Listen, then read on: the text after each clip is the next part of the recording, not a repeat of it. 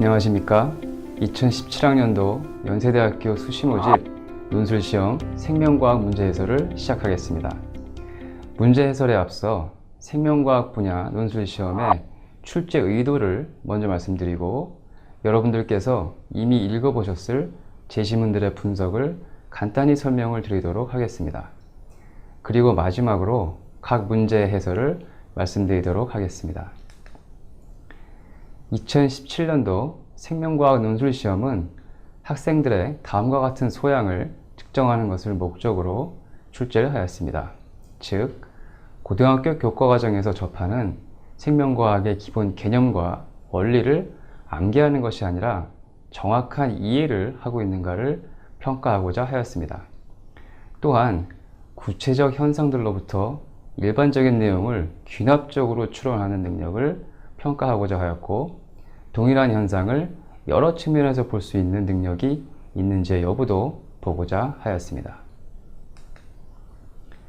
이런 목표를 달성하기 위해서 제시문의 대부분은 과학교과서와 생명과학 1에서, 일부분은 생명과학 2 교과서에서 발췌, 편집하여 작성하였고, 난이도는 평이하도록 조정하였지만 문제들은 학생들이 자신의 과학적인 능력을 최대한 발휘하도록 구성하였습니다. 그럼 먼저 제시문을 분석하고 문제 해설을 하도록 하겠습니다.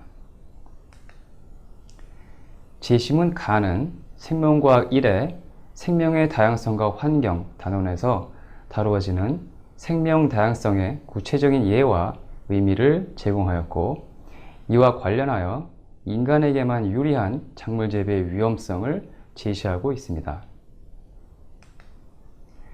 제시문 나는 생명과학 1의 세포와 세포 분열, 그리고 유전 단원에서 다루어지는 내용입니다.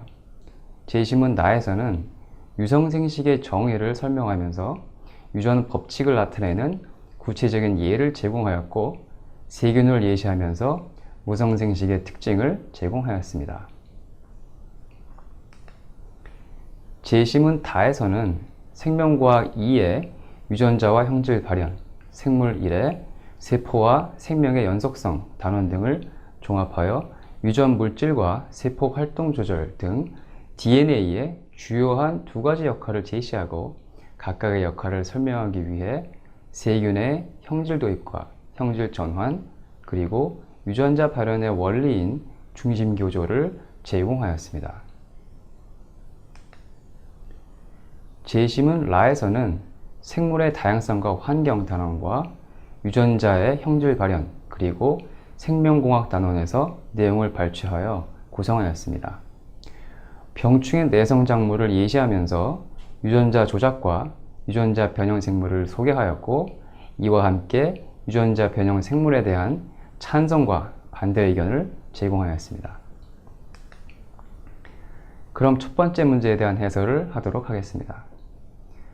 문제 1은 사람을 포함한 대다수 생물들의 경우 한 부모로부터 탄생한 자손들은 유전적으로 모두 다르다. 그 이유를 제시문 나와 다에 근거하여 추론하시오입니다. 문제 1의 출제 의도는 양친으로부터 유전자를 물려받는 방식으로 자손을 번식하는 생물들이 다양한 유전적 조성을 갖게 되는데, 이를 위한 여러 가지 방식을 주로 제시문을 유추하여 논리적인 설명을 할 수 있는지를 평가하는 문항입니다.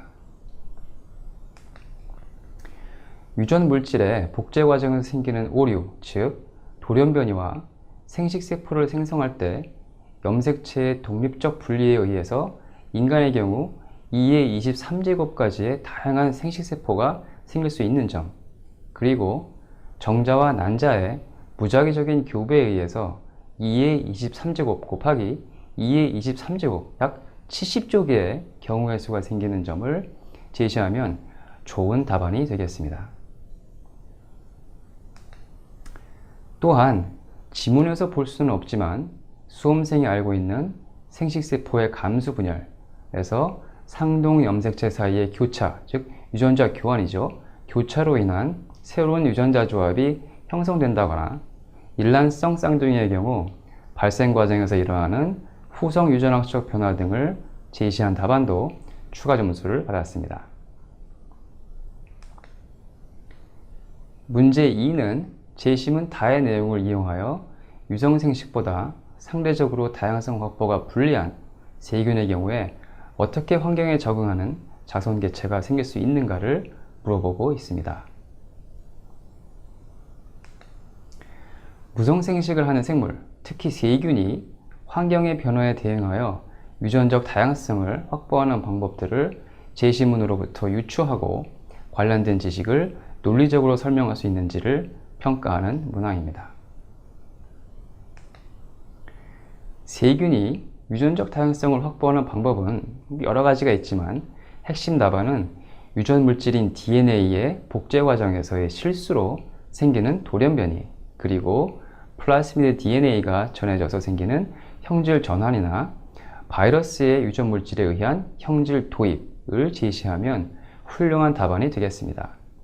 또한 상동 염색체 사이의 교차를 통한 유전자 교환도 큰 역할을 하지요. 문제 3은 유성생식으로 번식하는 생물들이 진화에 상대적으로 유리한 이유는 무엇인지 재심은 가, 나, 다의 정보를 활용하여 설명하시오입니다. 문제 3의 핵심 평가 요소는 유성생식 생물체가 진화에 유리한 이유가 첫째, 유전적 다양성 확보와 둘째, 생존, 번식에 불리한 유전자의 제거임을 유추할 수 있는지입니다. 재심은 가에서 다양한 자손이 준비되면 일부라도 환경 변화 속에서 살아남아서 후대에 유전자를 전달할 수 있음을 유추할 수 있습니다. 또한 유전자를 섞음으로써 생물의 생존과 번식에 부정적이거나 치명적인 유전자를 제거할 수 있다는 것이 핵심 답안입니다. 즉, 재심은 나에서 흰색 꽃과 O형 혈액형을 부정적이거나 치명적인 유전자로 대체하면 추론이 가능할 것입니다. 문제 4는 재심은 가에서 밑줄 친 식량 자원의 확보 문제에서는 생물 다양성의 유지가 매우 중요하다. 이 사실을 근거로 재심은 라의 유전자 변형 생물에 대한 찬반 양론을 평가하시오입니다. 문제 4의 핵심 평가 요소는 GMO는 생물 다양성 감소 또는 훼손과 연관되므로 식량 자원 확보에 불리하다는 점을 유추할 수 있는가입니다.